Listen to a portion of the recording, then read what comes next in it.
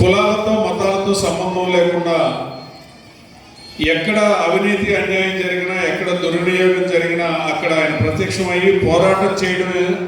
మామూలు పోరాటం కూడా కాదు, అవసరమైతే కోర్టుకు కూడా వెళ్ళి పోరాటాలు చేసి అన్ని ప్రజల పక్షాన్ని నిలబడే గొప్ప వ్యక్తి, సామాజిక విశ్లేషకులు.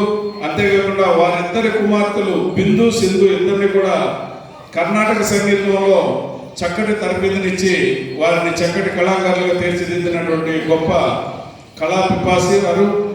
అంతేకాకుండా హిందూ దేవాలయాల పరిరక్షణ కోసం, మహమ్మదీయ దేవాలయాల పరిరక్షణ, వాళ్ళ ఆస్తుల పరిరక్షణ కోసం, అన్నిటి కోసం కూడా నిత్యం సమాజంలో జరిగే దుర్మార్గాలు అన్నింటినీ ఎదురొడ్డి పోరాడుతున్న గొప్ప పోరాటమూర్తి మా అయ్యంగారు.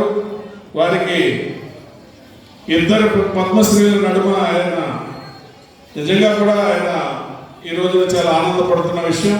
ఎందుకంటే ఇద్దరు సరస్వతి పుత్రులు, వారి మధ్యలో ఆయనకి సన్మానించుకోవడం ICMDA తరఫున కూడా మేము చాలా గర్వపడుతున్నామని చెప్పేసి తెలియజేస్తున్నాం.